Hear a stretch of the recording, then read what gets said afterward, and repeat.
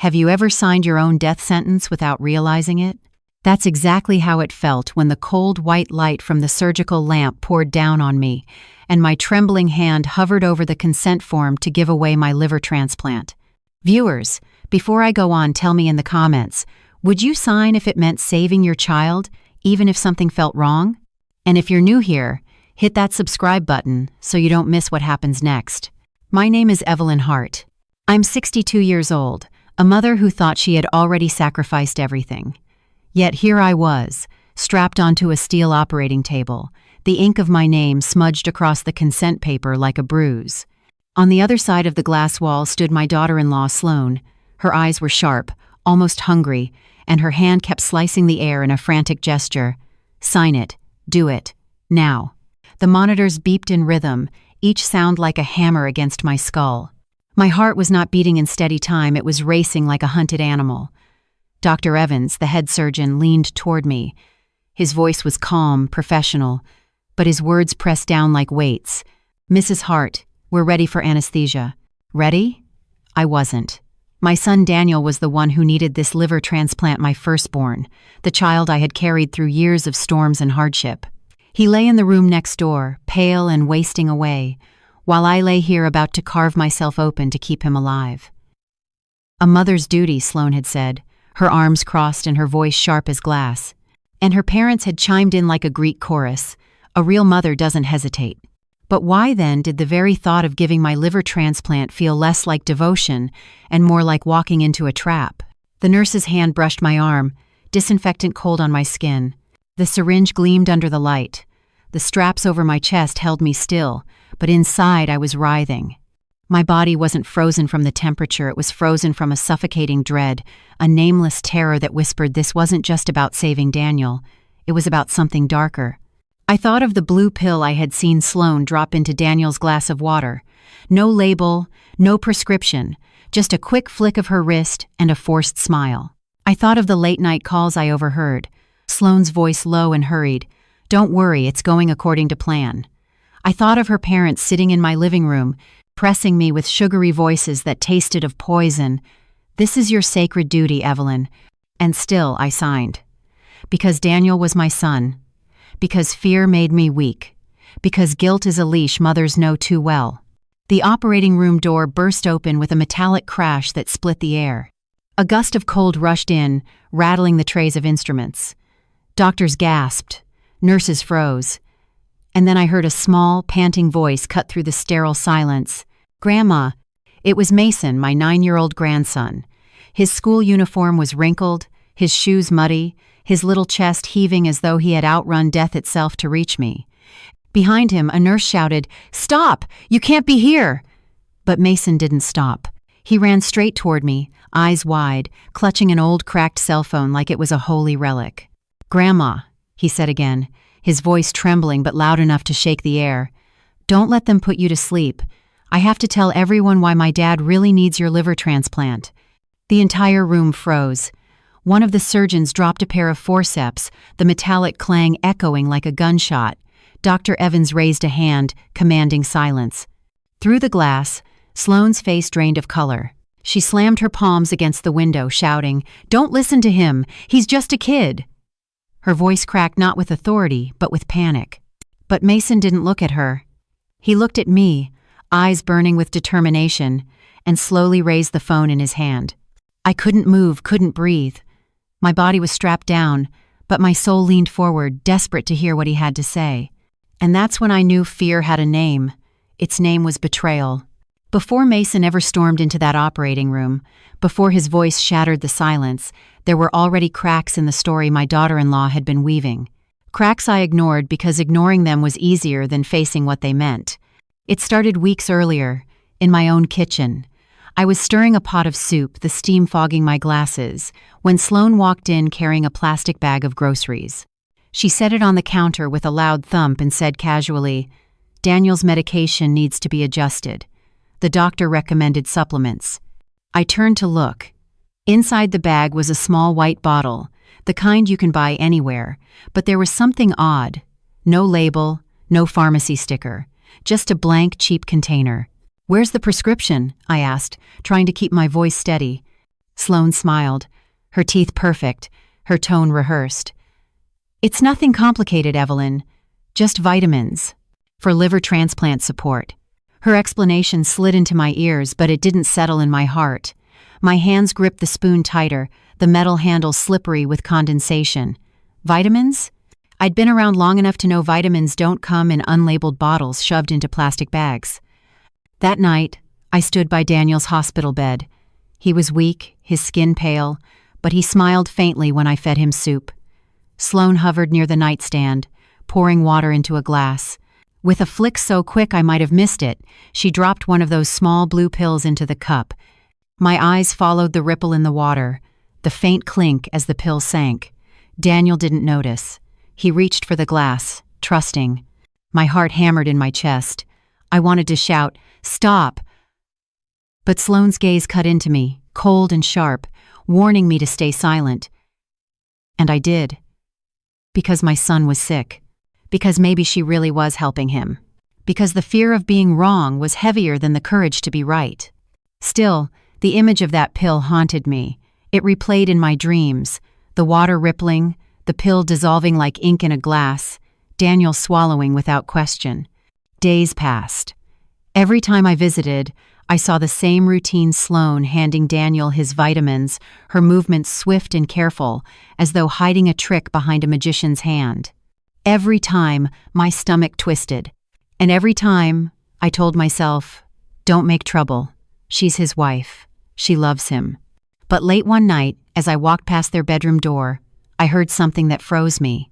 Sloane's voice, low and hurried, whispering into the phone. "Don't worry, everything is moving forward. The data will be ready after the transplant." Data. Not healthy. Not hope. Data. I pressed myself against the wall, holding my breath as though the darkness itself might betray me. My husband Walter sat in his wheelchair at the end of the hall, silent as always. He couldn't help me. He couldn't even ask why my hands were trembling. The next morning, Sloane came to my kitchen again. She poured herself coffee, leaned against the counter, and in a tone as casual as ordering takeout said, "Evelyn, the doctor insists you're the only match. Daniel won't last without your liver transplant. You're his mother. It's your responsibility." The spoon in my hand slipped from the bowl, clattering into the pot. Steam burst up, stinging my face. I stared at her, searching for any warmth in her eyes. There was none, only cold determination. A mother's responsibility. The words shackled me tighter than the straps on the operating table ever could. That night, her parents arrived. They sat at my dining table as if they owned the place, their voices dripping with false sympathy. "In our family, Evelyn," Diane said sweetly, "parents sacrifice everything for their children. Honor demands it." Victor added with a smug nod, "Refusal would stain your name forever. What would the neighbors think?" The neighbors? They wanted me to fear gossip while my son's life hung by a thread? The hypocrisy burned my throat. I wanted to scream at them, to tell them their polished words smelled of greed. But I stayed silent, gripping the edge of the table until my knuckles whitened. Later, when I brought soup to Walter, his eyes were distant, his face as blank as a wall. I wanted him to tell me I wasn't crazy. I wanted him to say I was right to be suspicious. But he only sighed, a sound heavy with years of silence. And in that silence, I heard it again, the whisper of the blue pill dropping into water. Viewers, what would you do if you saw someone giving your loved one unlabeled medicine? Would you speak up immediately? Or would fear keep you quiet like it did me? Comment below, I want to hear your thoughts. And don't forget to subscribe so you won't miss what happens in the next part, when the whispers turn into undeniable evidence. The night I heard her whispering was the night my fear began to change shape. Until then, I had told myself I was being paranoid, that stress was making me see shadows where there were none. But shadows don't whisper. And what I heard that night was no shadow. It was nearly midnight. I had risen from bed to fetch a glass of water, padding softly down the hall.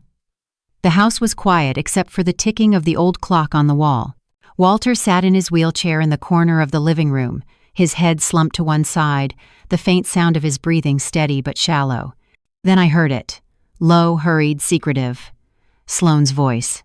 I stopped by the half-closed door of Daniel's room. Light spilled out in a thin slice across the hallway floor. I pressed myself against the wall, barely breathing. Yes, Sloane murmured into the phone, her back turned. "Everything is moving forward. The data will be ready. After the transplant, they'll pay in full." My chest tightened. Data, pay, transplant. Words sharp enough to pierce the stillness of the night. I couldn't see her face, but I could hear the urgency, the greed barely hidden beneath her calm tone. She ended the call quickly and turned. I stepped back into the shadows, heart thundering so loudly I was certain she would hear. The door opened. She nearly collided with me. "Oh," she said, forcing a smile, phone still clutched in her hand. "Couldn't sleep, Evelyn? I was just calling the doctor, talking about Daniel's medications." The lie was smooth, rehearsed. Her eyes didn't match her lips. I nodded as if I believed her, but something inside me cracked. Fear no longer sat quietly in my chest. It shifted, growing teeth. That night I lay awake, staring at the ceiling. Every creak of the house felt like a warning. The words replayed again and again in my mind. After the transplant, they'll pay in full. The next morning, I moved through my chores like a ghost. I swept the kitchen floor, folded the laundry, stitched a tear in Caleb's old work shirt, but my hands shook with each motion. Walter followed me with his eyes, perhaps sensing the storm inside me, though he could no longer name it. Later that week, Sloane appeared at my doorstep again, this time with her parents in tow. They came without knocking, walking straight into my kitchen as though it belonged to them. The scent of Diane's perfume filled the air, cloying and heavy. "Evelyn," Diane said, her voice dripping with false sweetness, "you look tired. You should focus your energy on preparing for the surgery. It's the greatest gift a mother can give." Victor leaned against the counter, arms folded, his gaze sharp. "Refuse, and people will say you never loved your son. Imagine how that would sound, Evelyn, how Daniel would feel." The insult was hidden inside the sugar of their words, but I could taste the bitterness. They weren't just pressuring me. They were cornering me. I felt the weight of their stares pressing me into the ground. I gripped the back of a chair to steady myself. The spoon I had been holding clattered against the sink, echoing like a gavel in a courtroom. For a moment, I thought of surrendering. Let them win. Sign the papers. Be the obedient mother. Maybe it would all go away. But then I remembered Sloane's whisper. "They'll pay in full." That was not the voice of a wife desperate to save her husband. That was the voice of someone orchestrating a transaction, using Daniel's suffering and my body as bargaining chips. I glanced at Walter. His eyes met mine, heavy with unspoken sorrow. For the first time in years, I thought I saw a flicker of something: helplessness, yes, but also recognition. And in that flicker, I realized I was no longer simply afraid. I was angry. I didn't voice it yet. My lips stayed sealed, but inside me a fire had been lit. Fear had given birth to fury, and fury does not stay quiet for long. That night, when I carried a bowl of soup into Daniel's room, I caught Sloane's hand trembling slightly as she poured his water. She masked it with a smile, but the tremor was there. And in that tiny crack, I saw her mask beginning to slip. I sat by Daniel's side, spooning broth into his mouth, while my eyes never left her. The storm was coming. They came into my home as though it were theirs. No knock, no pause at the threshold, just the heavy perfume of Diane Mercer drifting in before her sharp heels clicked against my worn wooden floor.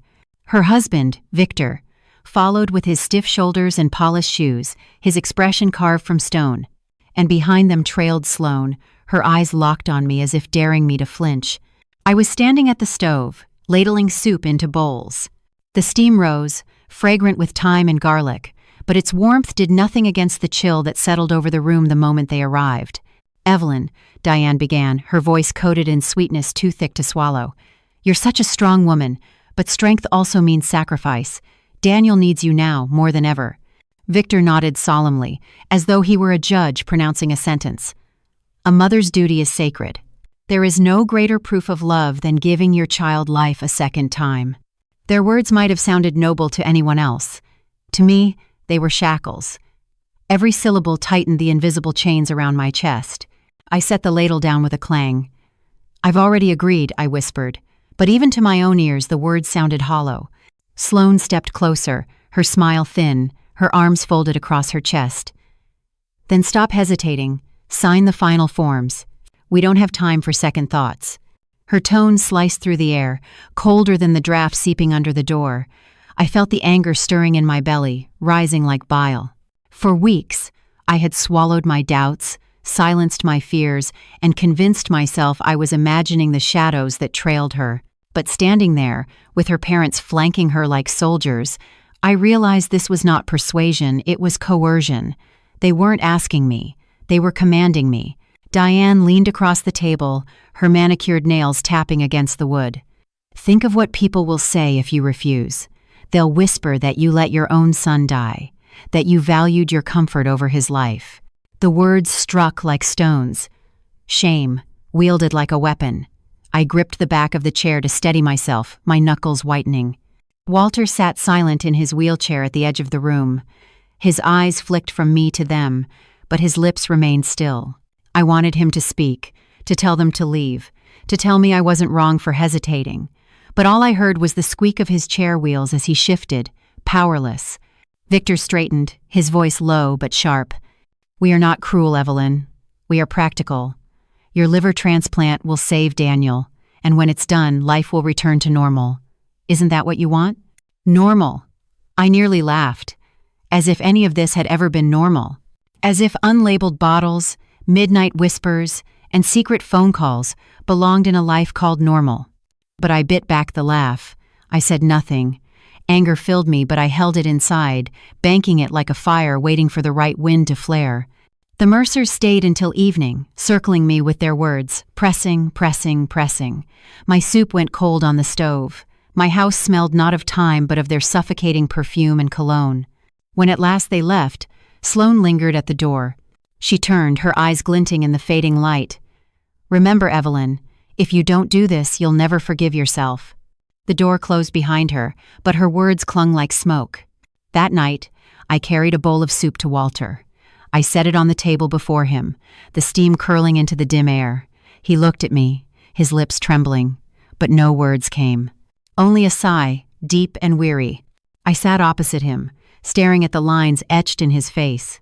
For years I had carried this family alone through sickness, through poverty, through storms both outside and inside these walls, and now they demanded more, my very body, my life. I pressed my hands to my face. The heat of my own skin was the only warmth I felt. I could no longer pretend this was duty. Duty was raising children, tending fields, sewing clothes by lamplight until my fingers bled. Duty was love. This was something else. This was exploitation. And for the first time, I let my anger breathe. The storm was still silent, but it was gathering strength. The first proof came not from whispers or pills, but from a photograph grainy, imperfect yet undeniable. It was late evening when Caleb knocked on my door. He never knocked like a guest. He was my son, after all. But that night his fist rapped hard and fast, and when I opened the door, he stood there with his toolbox still in one hand, his shirt stained with grease, and his eyes burning with urgency. "Mom," he said, stepping inside without waiting. "I need to show you something." He set the toolbox on the floor and pulled his phone from his pocket. His hands, usually steady from years of fixing wires and pipes, shook as he unlocked the screen. I followed him to the kitchen table. The lamp above us buzzed faintly, casting a pale circle of light on the wood. Caleb slid his phone across to me. On the screen was a photo, blurry but clear enough to make my stomach turn. Sloane, in her neat coat, her hair tied back, was standing in the hospital parking lot. In her hand, a small white bag. Across from her, a man in a dark jacket, a baseball cap pulled low over his face. Between them, the unmistakable shape of a thick envelope changing hands. My throat went dry. "When was this?" "Last night," Caleb answered. His voice was low, almost a growl. I followed her. She told Daniel she was stepping out to make a call, but I knew something was off, so I waited. I saw her meet this man. Mom, she gave him that bag like it was nothing, and he gave her cash. Cash. The word hung in the air heavier than smoke. I stared at the photo again, my hands trembling. The light from the parking lot glinted on the man's wrist. A tattoo, just visible under the sleeve. Not decoration. A mark, a signal. Caleb leaned closer. "I don't know who he is, but I've seen that logo before. a freight company that went under investigation a few years back. Missing shipments, drugs disappearing from warehouses. And now Sloan is dealing with them. The room swayed around me. For weeks I had been living in fear. Fear of being wrong, fear of speaking too soon. But this was no longer suspicion. This was evidence. My fear boiled, curdling into something sharper, anger. I pushed the phone back toward Caleb, my voice hoarse. Daniel doesn't know. No, Caleb said. His jaw tightened. He thinks she's saving him. He thinks she's a saint.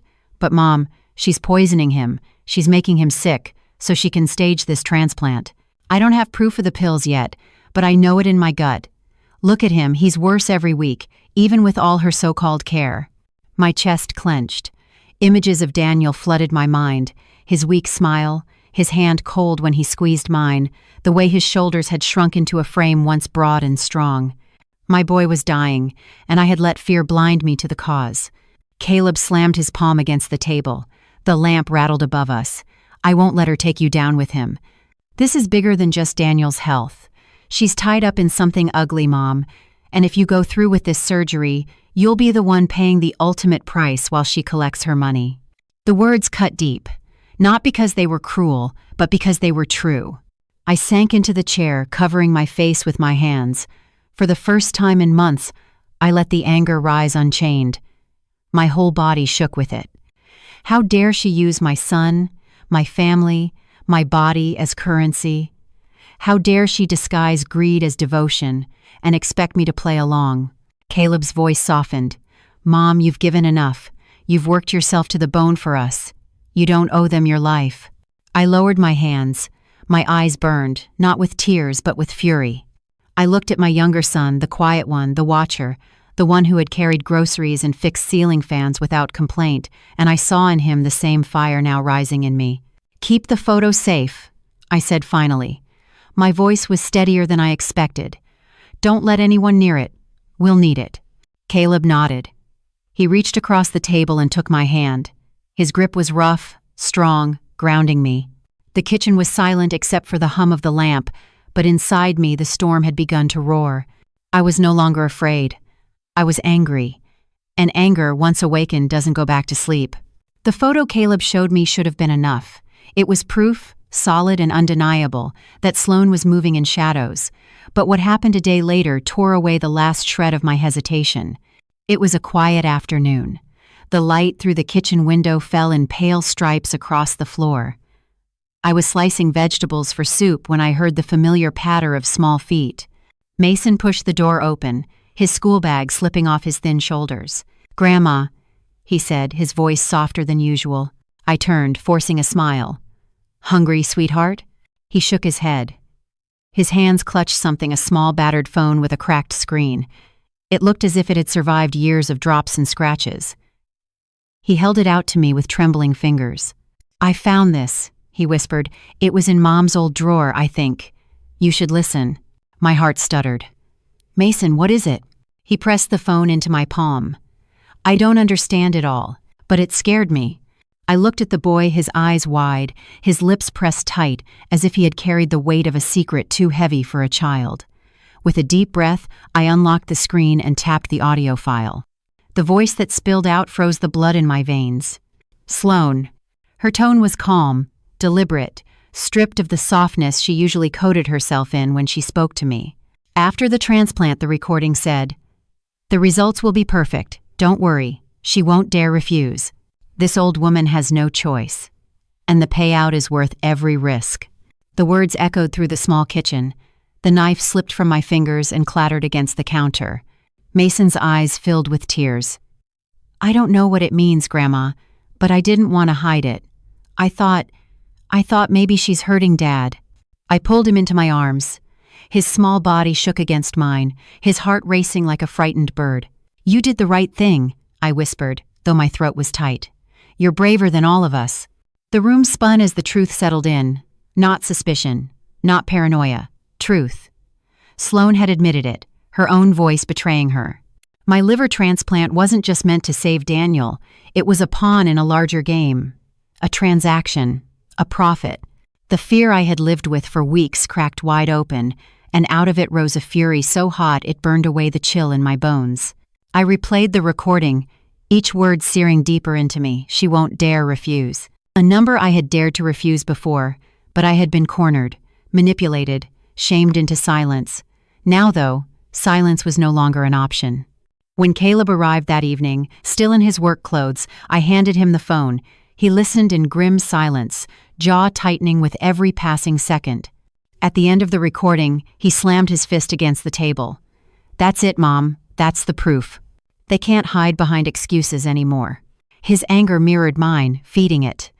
I saw in him the same protective fire that had once carried him through childhood, when he had stood between his older brother and bullies at school. Now he stood between me and the merciless grip of Sloane and her family. Mason sat quietly, watching us, his small hands curled into fists. I reached over and smoothed his hair, trying to give him the comfort I no longer felt myself.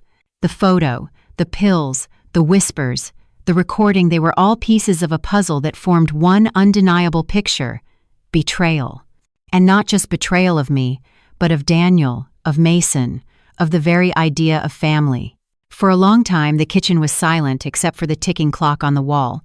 Then I spoke, my voice steady but edged with fire. "We keep this safe. We don't let Sloane near it. And we don't say a word to Daniel yet, not until we know how deep this goes." Caleb nodded. Mason clung to my side, his face pale but determined. I looked at them both, my son, my grandson, and felt the weight of their trust pressing against my chest. Fear had chained me. Anger had freed me. And now, outrage was building, a tide that would soon crash through every lie Sloane had spun. The storm was coming, and this time, I would not stand in silence. Dinner that night felt like sitting at the edge of a cliff, knowing the ground beneath might crumble at any second. I had set the table carefully: pot roast, potatoes, vegetables, all the foods Daniel used to love before illness shrank his appetite. The smell should have been comforting. Instead, it only thickened the tension in the air. Daniel sat slumped in his chair, pale and frail, struggling to lift his fork. His hands trembled with every movement. Sloane perched beside him, her arm brushing his shoulder, feeding him soft words as if she were the devoted wife. "Slowly, sweetheart," she murmured, cutting his meat into smaller pieces. "You'll get stronger soon." Her voice was honey, but I tasted only poison. Across the table, Caleb sat stiff, silent. His eyes never left Sloane, watching every flick of her hand, every too smooth smile. Mason sat beside me, unusually quiet, his little fists clenched in his lap. I forced myself to eat, though every bite was like ash. The clinking of cutlery against plates echoed like a drumbeat of accusation. Finally, Caleb spoke. His voice was calm, but I could hear the fire smoldering beneath it. "Strange how Daniel keeps getting weaker, isn't it?" he said, his gaze fixed on Sloane. "With all the medicine and care you give him, you'd think he'd be improving." The words dropped like stones into the silence. Daniel looked up, confused, his fork pausing midair. Sloane's smile faltered for just a second before she recovered. "He's sick, Caleb, you know that. It's not something that goes away overnight." Caleb leaned forward, resting his elbows on the table. "Sick, yes. But I wonder what exactly is he sick from?" Her eyes narrowed, the mask slipping a fraction. "What are you implying?" I set my fork down. My heart pounded, but I didn't stop myself. "He's implying what we've all thought but never said aloud. That maybe, just maybe, his sickness isn't natural." Daniel's eyes widened, his voice weak but alarmed. "Mom, what are you saying?" I looked at him, my son who had trusted too much, and then at the woman beside him, the woman whose whispers and exchanges in dark parking lots had become my nightmares. "I'm saying that something doesn't add up," I answered, my voice shaking but clear. "That I've seen pills with no labels, heard words that weren't meant for me, and found out more than you think." Sloane's fork clattered against her plate. "This is madness," she snapped. "You're letting paranoia poison you." But Caleb reached into his pocket. Slowly, deliberately, he placed his phone on the table and tapped the screen. The photo appeared. Sloane in the parking lot, the exchange with the man in the cap. He slid it toward Daniel. "Is that paranoia?" he asked coldly. Daniel stared, his face draining of what little color it had left. His lips parted, but no words came. Sloane grabbed for the phone, but Caleb was faster, snatching it back. "Sit down," he growled. "We're not done." Her mask cracked then. For the first time, I saw something raw in her eyes, not sorrow, not shame, but panic. I pressed my palms against the table to steady myself. My voice rose, stronger than I'd thought possible. "Enough lies, Sloane. You've been using my son, using all of us. And you dared to tell me I had no choice? That I was just an old woman who'd do what she was told?" The room erupted. Daniel pushed back his chair, trembling, his breath ragged. "Sloane, is it true?" She turned to him, desperate now. "No, Danny, don't listen to them. They hate me. They've always hated me." But Mason, with more courage than any of us, stood up. His small voice cut through the chaos. "It's true, Dad. I heard her. I have her voice on the phone." Silence. Absolute, shattering silence. Daniel stared at his son, his lips trembling. "Mason?" The boy nodded, his eyes bright with unshed tears. Sloane lunged across the table, knocking over a glass of water, but Caleb blocked her with one arm. His voice thundered across the room. "Don't you dare touch him." The mask was gone now. Sloane's face twisted with fury, her voice shrill. "You think you can destroy me with this circus? You don't know who you're dealing with." I rose from my chair, my anger a flame no longer contained. "No, Sloane, you don't know who you're dealing with.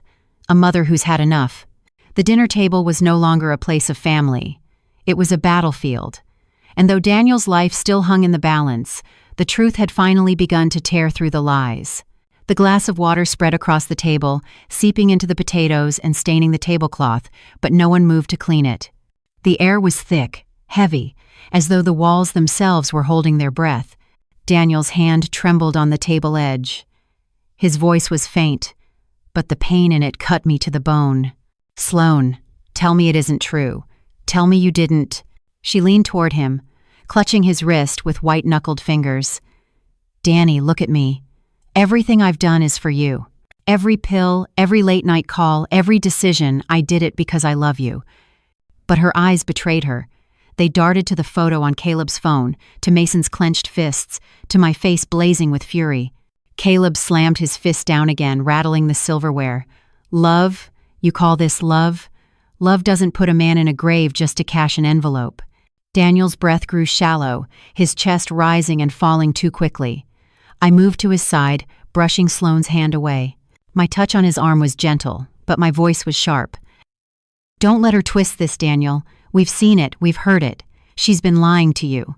His eyes, clouded with exhaustion, shifted between us all: his brother, his son, his wife. Confusion warred with trust, fear with denial. "Mom," he whispered, "what proof do you really have?"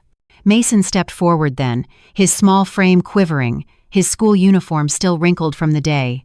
He held the broken phone tight in both hands. "Dad, I heard her. I recorded it. She said the money would come after the transplant." His voice cracked, but he stood firm. "She called Grandma an old woman who wouldn't dare refuse." The boy's words fell into the silence like thunder. Daniel's face went pale. His lips parted, but Sloane was quicker.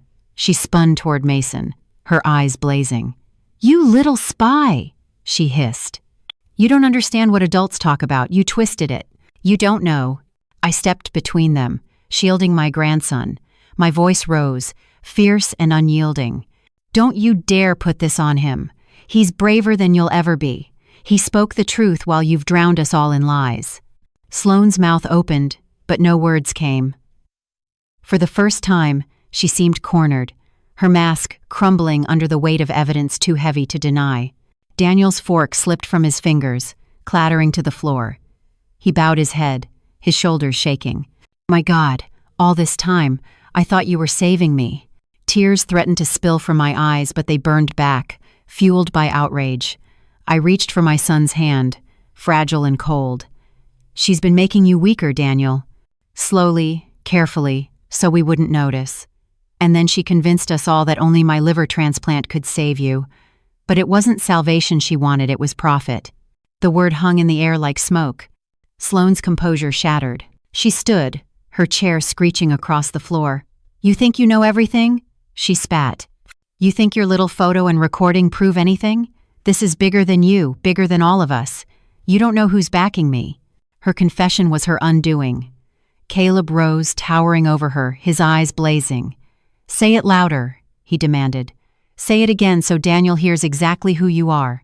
She faltered, her bravado slipping into silence. Daniel's voice, hoarse and broken, filled the void. "Get out." Sloane turned, stunned. "What?" "Get out," he repeated, louder this time, though his body trembled with the effort. "You're not my wife anymore. You're not family. You're nothing but poison." Her face twisted, caught between fury and fear. She glanced at me, at Caleb, at Mason, 3 generations united by rage. Then she grabbed her purse, her breath sharp, and stormed toward the door. But before she left, she turned back, her eyes cold and glittering. "You'll regret this," she hissed.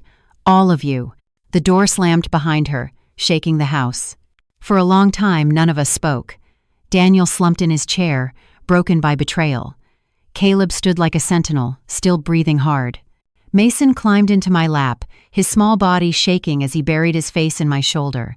I held him close, my hand trembling as I stroked his hair. Anger still burned inside me, but beneath it, a new fear flickered. Because I knew Sloane was right about one thing: this was bigger than us, and she wasn't finished yet. For a brief moment after Sloane slammed the door, the house was silent. Silent except for Daniel's ragged breathing, Caleb's heavy footsteps pacing the floor, and the faint ticking of the clock on the wall. Mason clung to me, his small body trembling. I stroked his hair, but my own hands shook with fury. I wanted to believe it was over, that Sloane's mask had fallen, that her departure meant the nightmare was ending, but deep down I knew better. She wasn't the kind of woman to retreat quietly. She would come back, and she would not come alone. The very next evening, she proved me right. It was just past sundown when headlights cut across my front window. A car door slammed, then another, then another. My stomach clenched before I even opened the door. On my porch stood Sloane, and behind her, her parents.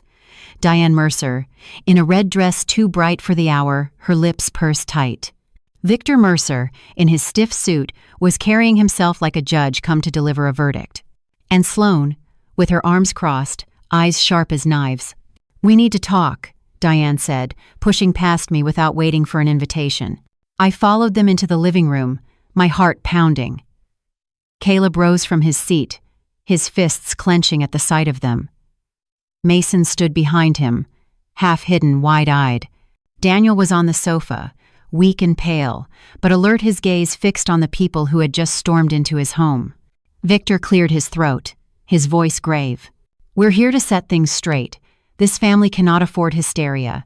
Daniel needs the transplant. Evelyn, you are the match. That is the end of the discussion." I felt the outrage surge inside me. The end of the discussion? After everything we've seen, everything we've heard?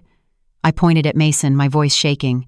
"A child uncovered your lies, and you still dare stand here and call this hysteria?" Sloane's eyes narrowed. "That recording means nothing. Children don't understand context. You've poisoned him against me." "It was your voice," Caleb snapped. "Your voice. Your hands passing envelopes in parking lots. Do you want me to show Daniel the pictures again? Because I will." Diane's composure cracked. "Enough," she shouted, her cane striking the floor. "You think you can destroy us with half-truths and cheap suspicions? We've built this plan for years. You can't stop it now." The admission stunned even Daniel. His head jerked toward her, eyes wide. "Plan?" he whispered. Sloane reached for him, but he recoiled. His frail body trembled, yet his voice carried a quiet fury. "All this time, while I thought you were saving me, you were planning?" Her lips parted, but no words came. Victor stepped in, his tone hard. "Daniel, you're too weak to understand. This isn't betrayal, it's survival. Research, data, money, it all comes together here. And your mother's liver transplant is the final piece." I gasped, the weight of his words crashing down on me. They didn't even bother hiding it anymore. Caleb's fury erupted. He grabbed Victor by the lapel and shoved him back against the wall. "You dare talk about my mother's life like she's a bargaining chip?" His voice roared through the room. "Caleb!" I called, but my own heart cheered his rage. For too long I had been cornered, silenced, and manipulated. Now the truth spilled out, ugly and undeniable. Diane clutched her purse tighter, her eyes darting toward Mason with a venom that made my skin crawl. "You let a child sabotage everything. You'll pay for this, Evelyn. All of you will." Mason pressed closer to me, his small hand gripping mine. I bent down, whispering fiercely, "Don't be afraid. They can't touch us with lies anymore." But even as I said it, I felt the storm pressing at the walls of my home. They weren't going to stop. They weren't going to walk away defeated. Sloane's final words before leaving chilled me to the bone. Standing at the door, she turned, her face pale but her voice steady. "This isn't over," she said. "The hospital is already waiting. Papers are signed. By tomorrow, you'll be on that operating table, Evelyn, whether you like it or not." The door slammed, and their footsteps faded into the night. The house was quiet again, but this time it wasn't relief I felt. It was the gathering storm, a force bigger than all of us, bearing down fast. And I knew the real battle had only just begun. The next morning, the storm arrived. I had barely finished pouring hot water into my teacup when a sharp knock rattled the front door. It wasn't the polite knock of a neighbor. It was the kind that demanded, not requested, entry. Caleb rose instantly, his face tense. Mason slipped his small hand into mine. When I opened the door, 2 hospital orderlies stood on the porch, their uniforms crisp, their expressions unreadable. Behind them, Sloane hovered like a shadow, her eyes glinting with cold triumph. "Mrs. Hart," one of the orderlies said, "we've been instructed to bring you in for pre-surgery preparation." My knees weakened. "By whose instruction?" "Dr. Evans's team has you scheduled," the man replied smoothly. "The papers have been signed." I turned toward Sloane. She crossed her arms, smirking faintly. "You already consented, Evelyn. Don't play games. The hospital is waiting." The fury that had simmered inside me erupted. "Consent? You call what you forced out of me consent? You threatened me, manipulated me, poisoned my son, and now you dare stand here with your lies?" Caleb stepped forward, blocking the doorway with his body. "She's not going anywhere until she says so." The taller orderly shifted uneasily, glancing back at Sloane. "We're just following orders, sir." Daniel's weak voice floated from the living room. "Mom, maybe they're right. Maybe this is the only way." The words cut me more deeply than any knife. I turned, seeing him slumped in his chair, his eyes pleading, confused, torn between loyalty and love. "Daniel," I whispered, my chest tight, "look at what they've done to you. You think you're sick because of life, but it's their hands that have kept you weak. I won't let them take me to finish their plan." Sloane's mask cracked, her voice rising sharply. "Stop filling his head with nonsense. You're delusional, Evelyn. If you won't go willingly, we'll—" Caleb's fist slammed against the doorframe, the wood rattling. "You'll what? Drag her? Over my dead body." The room filled with heat, with tension so thick even the air seemed to shudder. Mason's grip on my hand tightened. His small body pressed against my side as if trying to shield me, though he was only a boy. The orderlies hesitated. One cleared his throat. "Maybe we should let the doctor." But before he could finish, Caleb shoved the door shut. The lock clicked. Outside, Sloane's voice shrieked through the woods.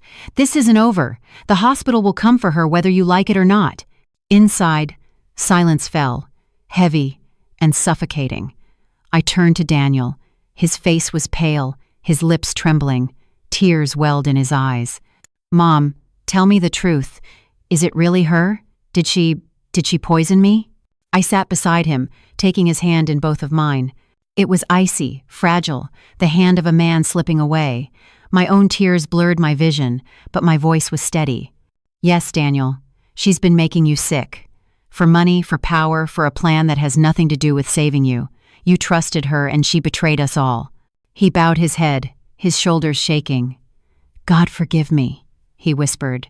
"I let her closer than anyone. I let her into this family." My outrage twisted into grief, but I refused to let it crush me. I brushed his hair back, forcing him to look at me. "You are not to blame, son. The blame is hers and her parents, and I swear to you I will not step into that operating room to give them what they want." Caleb stood tall, his arms crossed, his eyes blazing. "They'll try again. We need to be ready. We need proof strong enough to stop them before they drag you away." Mason lifted his cracked phone. "I still have more recordings," he whispered. "They can't hide if everyone hears them." I kissed the top of his head, pride swelling through my rage. "You're our light, Mason. You saved me already. You'll save your father, too." The clock ticked loudly on the wall, marking the seconds like a countdown. I knew then that the fight was no longer just for me. It was for Daniel's life, for Mason's innocence, for the truth itself. And if the hospital thought they could claim me as a pawn, they would learn what it meant to face a mother's wrath. The summons came faster than I expected. By the next afternoon, an official-looking envelope arrived, stamped with the hospital's insignia. Caleb opened it before I could, his rough hands trembling as he unfolded the paper.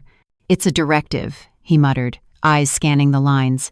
"They've scheduled you for transplant surgery tomorrow at noon. They're calling it urgent, medically necessary." My stomach turned. Tomorrow. They were tightening the noose. Daniel lay propped on the sofa, the letter trembling in his weak hands as he read, his eyes filled with tears. "Mom, I don't know what to believe anymore. Part of me wants to trust them, but part of me, I can't shake what Mason showed us." Mason sat beside him, clutching the cracked phone like a sword too heavy for his small hands. His voice was quiet but firm. "Dad, you can't let them do this. Grandma will die if she gives you her liver transplant. And they don't care. They only care about the money." Caleb slammed his fist against the table, the sound like a gunshot in the room. "Then we stop them. We go to the hospital, not as patients but with proof. We take the recordings and the photo. We put it in front of someone who can't ignore it." I shook my head slowly. "You don't know the power they have, Caleb. Sloane's family, their connections, Victor and Diane, can make things disappear with one phone call.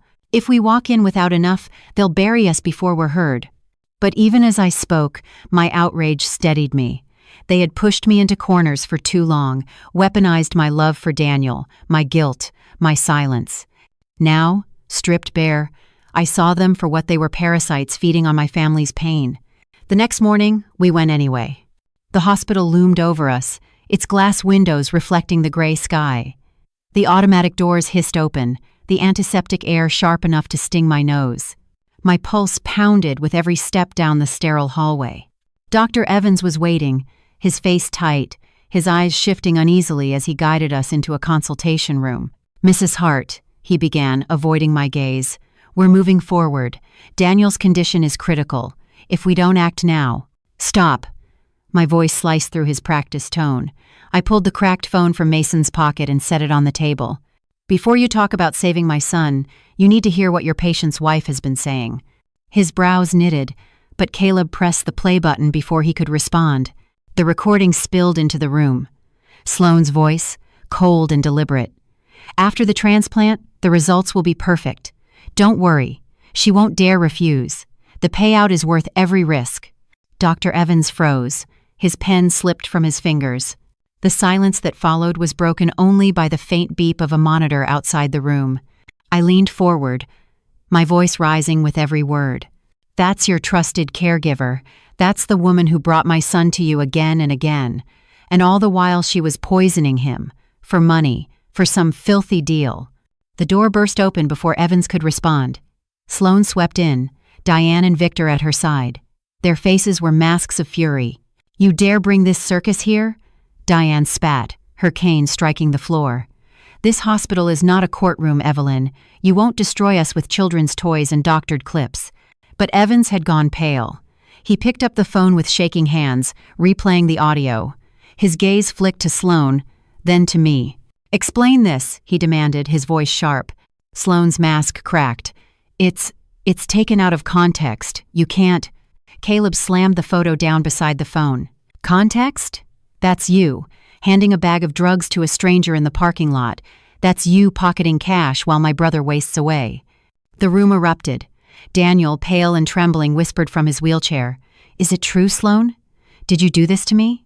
Her silence was louder than any confession. I rose from my chair, my fury finally unchained.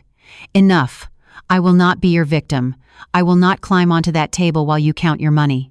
And if you think you can silence me, think again.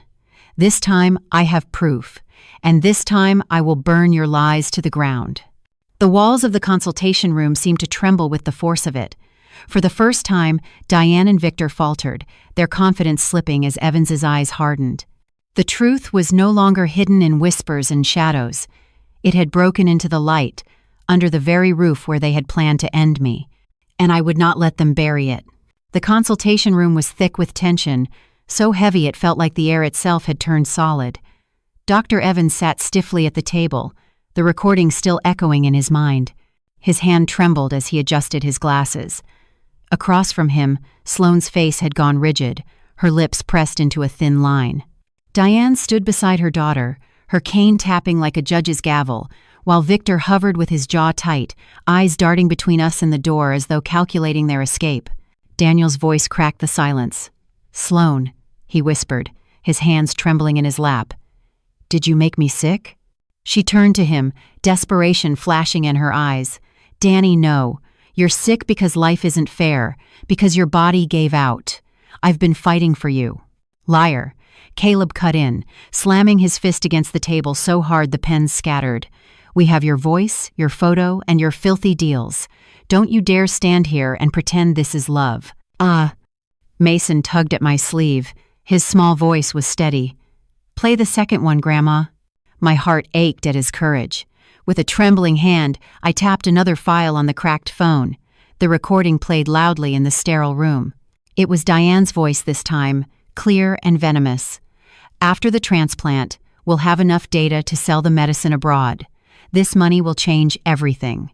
The color drained from Dr. Evans's face. His eyes darted to the Mercers.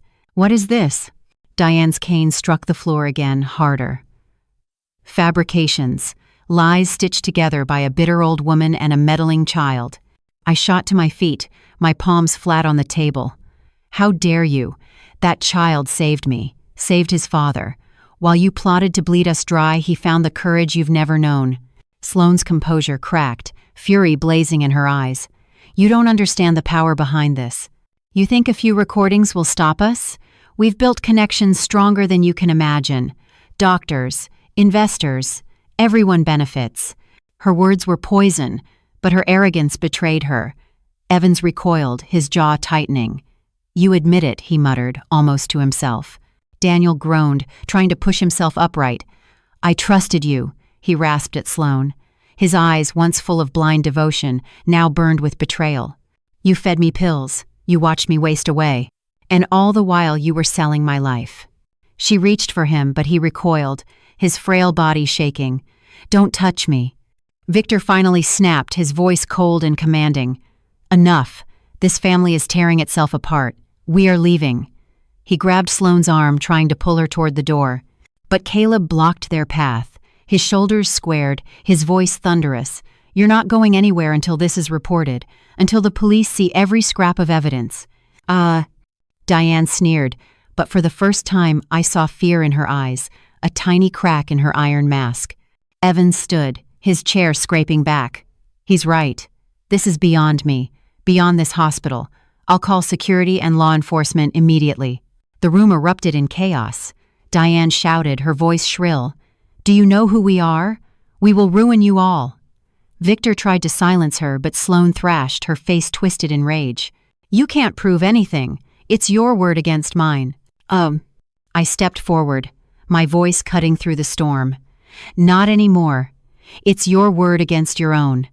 I pointed at the phone still glowing on the table. "Your voice, your deals, your greed. You've already condemned yourselves." For a moment, all sound seemed to die. Sloane's breathing came ragged, her fists clenched. Daniel wept silently, his tears falling onto the thin blanket draped over his knees. Caleb stood like a wall, unmovable. Mason pressed into my side, but his chin lifted proudly. The spell broke when Evans pressed the intercom. His voice, tight but steady, filled the hallway. "Security to consultation room 3, now." The Mercers froze. For all their threats and power, the walls of the hospital were no longer theirs to command. Diane's cane trembled in her hand. Victor's face went pale. And Sloane, for all her bravado, suddenly looked less like a mastermind and more like a desperate woman cornered by her own lies. My heart pounded with fury, but also with a grim relief. For the first time, I knew we had forced the truth into the light. And once exposed, it could never be hidden again. The hospital corridor outside echoed with hurried footsteps.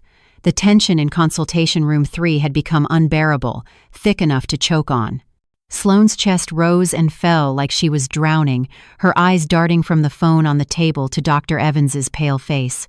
Diane's cane tapped an erratic rhythm, no longer the confident gavel of control but the rattle of fear.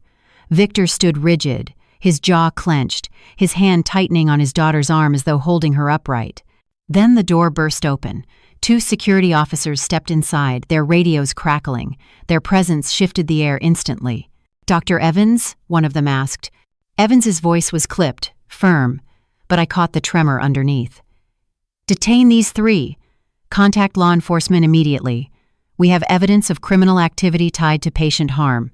The words rang through the room like a verdict. Diane screeched, her voice shrill. "You can't do this. We are this hospital's supporters, its donors. You'll regret humiliating us." Victor raised a hand, trying to block the guards. "This is a misunderstanding. Family matters are being twisted here." But Caleb cut him off, his voice like thunder. "Family? You don't get to say that word. You poisoned the family. You nearly buried my mother to keep your pockets full." The younger guard stepped forward, pulling a pair of cuffs from his belt. For the first time, I saw panic flicker across Sloane's face. She tried to wrench free from Victor's grip, her voice breaking. No, you don't understand. They'll come after me if you take me in. You don't know what's waiting behind this." Her words confirmed what I had suspected. There were others, bigger players hiding behind her greed. But right now, I didn't care. My outrage had sharpened into a blade, and every syllable she spoke only cut deeper. I stepped forward, planting my hands on the table, my eyes locked on hers. "You made my son sick. You almost killed me. And now you want us to pity you? Number. You will face every consequence." Her lips trembled, but her eyes still burned with defiance. "I did it for the future, for science, for profit," I spat, my voice shaking the room. "Don't dress it up with noble lies. You sold human lives like they were merchandise. And you used my love for my son as the knife to cut me open." Daniel groaned from his chair, his frail body trembling. "Why, Sloane? Why me? Why us?" She turned to him, but the words died on her tongue. There was nothing left to say.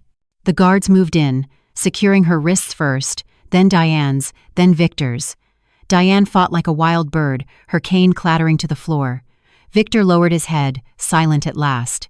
And Sloane's eyes found mine, burning with a mix of hatred and fear. "This isn't over," she whispered as the guards led her toward the door. "You've started something you can't control."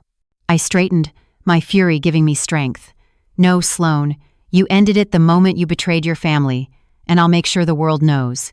The door closed behind them with a final metallic thud. The sound echoed like a coffin lid sealing. Silence fell, but it wasn't peace. It was the aftermath of battle, the stillness after a storm when the wreckage is finally visible. Daniel buried his face in his hands, his shoulders shook, his voice muffled and broken. "Mom, I let her in. I believed every word. And you nearly died because of me." I went to him, placing my hands gently on his trembling shoulders. "Daniel, don't you dare blame yourself. Love isn't weakness. Trust isn't sin." She twisted them both, but that shame is hers to carry, not yours. Caleb stood nearby, his fists still clenched, his chest heaving. Mason climbed into my lap, his small arms wrapping around my waist. I held him close, feeling the warmth of his tiny heartbeat against mine. The world outside the room carried on footsteps, voices, the hum of machines. But inside, it was just us, bound together by pain and defiance. And though the war wasn't over, though bigger enemies might still lurk in the shadows, I knew one thing. We had broken the chains of silence. We had forced the truth into the light. And no door, no lie, no threat could close it again. The police came quickly after security called them.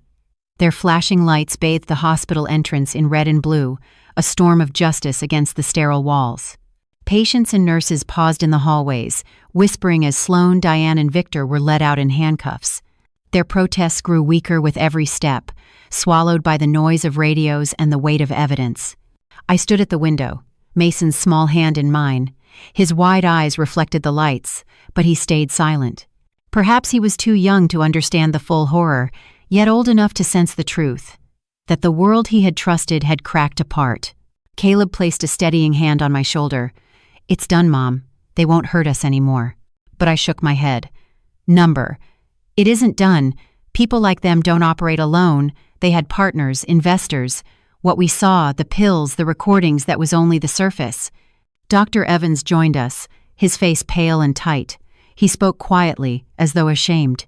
"The police will dig deeper. They'll find the network. But for now, you've stopped them from taking Daniel, from taking you." I nodded, though relief felt far away. Rage still simmered inside me, hot and restless, but beneath it, grief had begun to seep in. Grief for the family I thought I had, for the trust that had been shattered beyond repair. Daniel sat in his wheelchair, his gaze fixed on the floor. He hadn't spoken since the officers left. The betrayal weighed heavily on him than on anyone else. His wife, the mother of his child, had used his illness as currency. How could a man recover from that kind of wound? I knelt beside him, taking his cold hands in mine. "Son, listen to me. You are not broken beyond saving. They tried to break us, but we are still here. You, me, Caleb, Mason, we are the ones who matter, not them." His lips quivered, and at last a tear slipped down his cheek.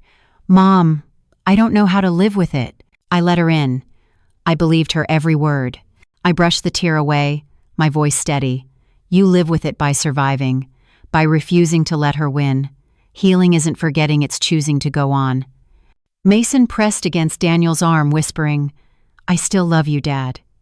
His innocent words cut deeper than any accusation, and Daniel broke, sobs shaking his frail frame. I held them both, my own tears spilling freely. For the first time in weeks, my anger softened, not gone, but transformed. It was no longer fire consuming me.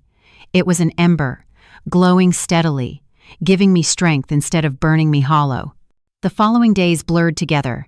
The news spread fast. Drug trafficking ring uncovered in local hospital. Faces I knew were splashed across headlines. Sloan, Diane, Victor. Their wealth and arrogance couldn't shield them anymore. Investigators spoke of falsified trials, poisoned patients, and money laundered through fake charities. The city gasped, horrified. But in the quiet of my home, life moved slowly. Daniel began dialysis, his body weak but no longer deteriorating at the same terrifying pace. Caleb stayed close, repairing broken chairs, fixing creaky doors, small acts that spoke louder than words. Mason laughed again sometimes, though his laughter was thinner now, edged with a new understanding of how cruel the world could be. And Walter, my silent husband, blinked at me with tears rolling down his cheeks when I told him it was over. He couldn't speak, but his trembling hand in mine said everything. One evening, as I sat with my diary under the flicker of the oil lamp, I wrote the words that had burned inside me all this time. They tried to make me afraid.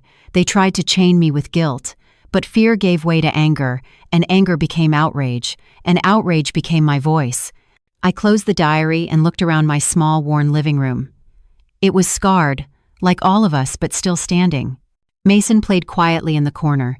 Caleb leaned back in his chair, eyes closed, finally at rest. Daniel dozed softly, his breathing slow but steady. And for the first time I felt the faintest trace of peace.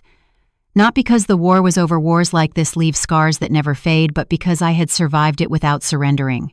Blood had not been what defined us. Truth had. And in that truth, in those ashes and embers, we would build a new beginning. The storm had passed, but the silence it left behind was heavy. My family bore scars that would never fade. Trust broken, innocence stolen, lives almost lost. Yet we also carried something stronger. The resilience to keep breathing when others tried to choke us, the courage to rise when we were pushed to the ground. Weeks after the arrests, Daniel's health slowly steadied under dialysis. It was not the cure we had once prayed for, but it was life. He smiled more when Mason sat beside him, telling stories or drawing pictures of superheroes. Mason always drew Daniel taller, stronger, unbreakable. Perhaps that was his way of believing in a future where his father could stand proud again. Caleb became my anchor. He visited daily, helping with the smallest tasks, fixing a loose shutter, bringing fresh bread, carrying Daniel to appointments. But more than his hands, it was his quiet strength that saved me. Each time doubt crept in, I'd see the way he stood firm against the shadows of betrayal, and I knew my fight had not been in vain. Walter remained in his wheelchair, but something in him shifted. When I told him the truth about Sloane and her parents, tears slipped from his eyes. His hand, once lifeless, squeezed mine just enough for me to know he was still with me. And in that squeeze, I felt the years of silence crack, replaced by a promise that I was never truly alone. The newspapers soon stopped printing our faces. New scandals replaced ours. New tragedies filled the headlines. But for me, the echoes of that hospital night never left. Sometimes, when I closed my eyes, I still heard the cold clink of forceps hitting the floor, still saw Rebecca know, Sloane pounding on the glass, her mask of power shattered. Those memories would never disappear, but neither would the sight of Mason bursting into the room, saving me with the truth. He was only 9, but he carried the bravery of a grown man. He became our little hero, although I often told him that no child should ever have to carry such a burden. His innocence had been wounded, yes, but not destroyed, and I vowed to protect whatever pieces of his childhood remained. In quiet moments when I wrote in my diary by the oil lamp, I often wondered what lesson I had been meant to learn. Perhaps it was that family is not about blind loyalty. It is not about sacrifice without question. Family is about love, yes, but also truth, accountability, and the courage to say no when wrong is disguised as duty. Sloane, Diane, and Victor thought they could silence me with fear. They thought guilt would chain me. But I discovered that fear can burn into fury, and fury can become a fire too bright to be ignored. Now, as I sit by the window watching the sunrise paint the sky in soft pinks and golds, I no longer see myself as a victim. I am a survivor. I am a mother who stood on the edge of ruin and chose not to fall. I am a woman who dared to speak, who dared to see. And as for Daniel, his path is still uncertain. But he knows the truth now. He knows his life was nearly stolen, not by fate, but by betrayal. And knowledge, painful as it is also power. With Caleb, Mason, and me beside him, he has a chance not just to live, but to live free from the poison of deception. My heart is not free of sorrow. It never will be. But it beats with something stronger than despair, defiance. And that defiance is what will carry us forward. Because sometimes blood does not define family, truth does. And truth, though it may hurt, is the only foundation strong enough to build a new dawn. And now I want to ask you, if you were in my place, would you have had the courage to stop the surgery, to face your family's darkest secrets, or would fear and duty have silenced you? Share your thoughts in the comments below. I truly want to hear your voice. And if this story moved you, don't forget to subscribe to the channel and click the bell so you won't miss the next story we share. Each tale carries a lesson, and maybe, just maybe, it will be the one that changes how you see your own life. Because in the end, every voice matters, and your story could be the candle that lights the way for someone else.